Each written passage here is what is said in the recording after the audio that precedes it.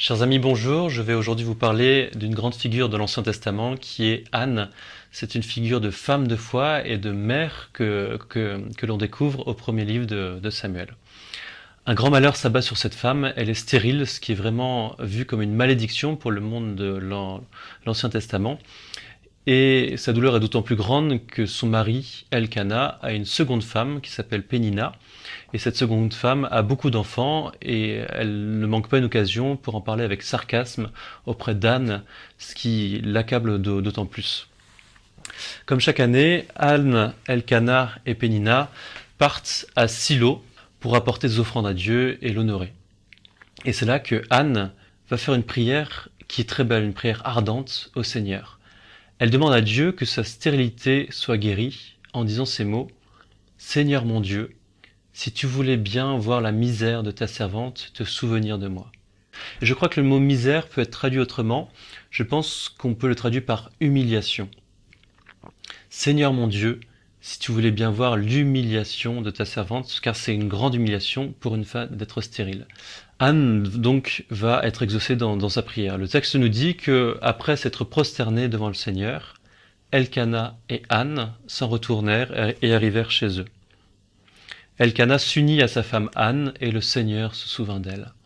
Anne conçut, et au temps révolu, elle mit au monde un fils qu'elle nomma Samuel, car, dit-elle, je l'ai demandé à Yahvé. Elle va ensuite retourner en pèlerinage à Silo, comme c'est le cas chaque année, cette fois-ci avec son enfant Samuel, la bénédiction du Seigneur, l'enfant qu'elle a eu grâce à sa prière. Et elle va le confier au prêtre Élie, afin que son enfant soit consacré au service du temple. Et c'est alors que Anne va exalter et louer Dieu dans un cantique magnifique, le cantique d'Anne. Et le sujet principal du cantique d'Anne, le fil rouge quelque part de sa louange, c'est justement cette exaltation de Dieu. Anne exalte la puissance du Seigneur, non pas parce qu'il se tourne vers le puissant, non pas parce qu'il se tourne vers les justes, vers les hommes qui accomplissent sa loi, mais parce que cette puissance de Dieu se tourne vers les petits, vers les plus simples, vers les personnes qui sont humbles comme Anne. Dieu se penche sur ceux qui sont méprisés. Et c'est ce que nous dit le cantique d'Anne. Mon cœur exulte dans le Seigneur et je me réjouis dans son secours. L'arc des puissants est brisé. Les défaillants se saignent de force. Le Seigneur retire de la poussière le faible. Du fumier, il relève le pauvre pour le faire asseoir avec les nobles et leur assigner un siège d'honneur.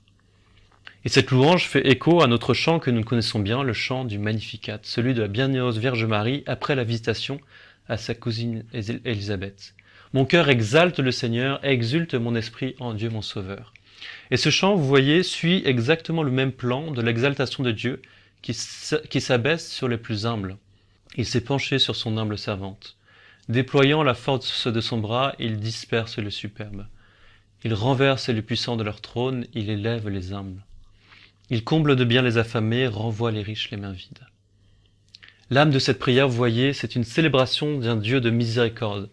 Un Dieu qui se penche sur les personnes humbles, ou plutôt sur ceux qui se reconnaissent humbles, sur ceux qui se reconnaissent pauvres, ceux qui font preuve d'une humilité profonde dans leur cœur, loin de la tentation de l'orgueil, ouverts à l'irruption de la grâce du Seigneur. Et je crois d'ailleurs que le verset central du Magnificat, c'est cette phrase. Il s'est penché sur son humble servante.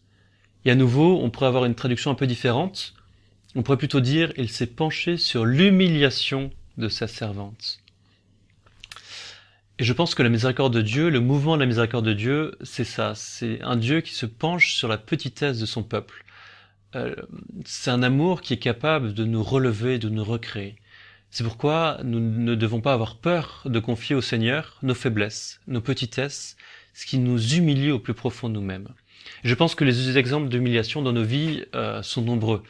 Ça peut être des faiblesses d'ordre physique, une maladie, un handicap, ou alors des faiblesses d'ordre moral, d'ordre psychologique, un trait de caractère, une blessure, une faiblesse qu'on n'arrive pas psychologiquement à assumer.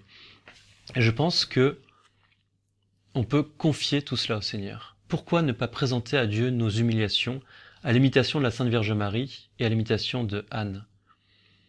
Je crois que l'homme, vous voyez, a naturellement deux tendances. D'abord une tendance à la méchanceté parce qu'à cause de la blessure du péché originel, il est fasciné par le mal, il a comme une attirance pour le mal et à faire le mal. Ça, c'est sa première tendance. Sa seconde tendance, c'est une incapacité. Une incapacité à se reconnaître faible. Je crois même qu'il est plus facile pour nous de nous confesser coupables que d'admettre notre incapacité. Car avouer l'impuissance de notre chair est profondément humiliant pour nous.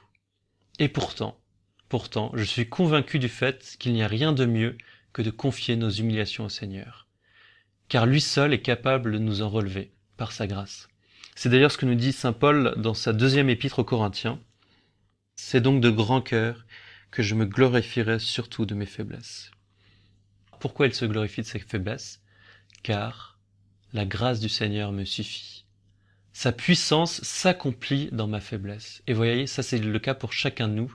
La puissance de Dieu peut s'accomplir dans nos faiblesses. Et c'est aussi ce que nous dit sainte Faustine dans son petit journal. L'orgueil tient l'âme dans l'obscurité. L'âme ne sait pas et ne veut pas rentrer avec précision au fond de sa misère. Elle se masque et évite tout ce qui pourrait la guérir. Chers amis, pourquoi nous ne profiterions pas de ce carême 2016 pour faire cet exercice indispensable de remettre nos faiblesses entre les mains de notre Père très miséricordieux, en nous avançant comme Anne avec une grande confiance dans l'amour de notre Père du ciel, en le faisant comme Anne avec une prière très intérieure, une prière qui est pleine d'abandon. Je crois que c'est là que le Seigneur nous attend. Laissons-lui la place de faire jaillir sa grâce, sa puissance au milieu de nos faiblesses humaines. Amen.